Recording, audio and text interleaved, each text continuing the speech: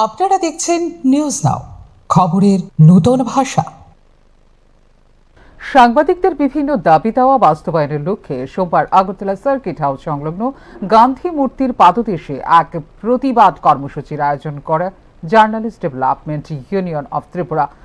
দীর্ঘদিন ধরে সাংবাদিকদের পেশাগত নিরাপত্তা, স্বাস্থ্য বীমা, স্বীকৃতি ও কল্যাণমূলক প্রকল্প চালুর দাবি জানানো হলেও সেগুলি বাস্তবায়নে নেওয়া হয়নি কার্যকর পদক্ষেপ।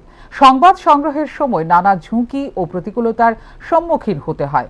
সংবাদ পরিবেশনের পরেও হতে হয় অনেকের বিরাগ ভাজন, অথচ তাদের সামাজিক ও আর্থিক সুরক্ষা নিশ্চিত করার মতো স্থায়ী ব্যবস্থা গড়ে ওঠেনি এখনো বলেও জানিয়েছেন সংগঠনের নেতৃত্ব। আপনারা জানেন যে বিগত দিনগুলিতে আমরা সাংবাদিকরা কর্মস্থলে বিভিন্ন জায়গায় যখন আমরা কাজে বেরিয়েছি বা কাজে আমাদের সাংবাদিকরা বিভিন্ন জায়গাতে গিয়েছে, সেখানেই বাধাপ্রাপ্ত হয়েছে। হোক সেটা সরকারি কর্মচারীর দিয়ে, হোক সেটা কোনো রাজনৈতিক দলের প্রতিনিধি, তারা সাংবাদিকদের আক্রমণ করার চেষ্টা করেছেন বা বাজেভাবে সাংবাদিকদের কাজে বাধা দেওয়ার চেষ্টা করেছেন। আমাদের কথা হলো, সাংবাদিকরা যদি সত্যটা তুলে না ধরে, তাহলে এই সমাজে সত্যর মুখোমুখি হবে কি করে, এই সমাজ সত্যটাকে জানবে কি করে।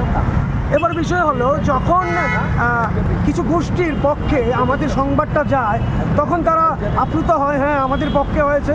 যে মাত্র যে কোনো গোষ্ঠীর বিরুদ্ধে মানে বিপক্ষে আমাদের সংবাদটুকু যায়, তখন তারা খেপে যায়, তখন আমাদের উপর বাধা আসে। তো এই যে বিষয়গুলি আমরা উদ্বেগের সাথে দেখছি, এই বিষয়গুলি এইভাবে নেওয়া যায় না। সাংবাদিকরা স্বাধীনভাবে কাজ না করলে দেশ কীভাবে শক্ত হবে?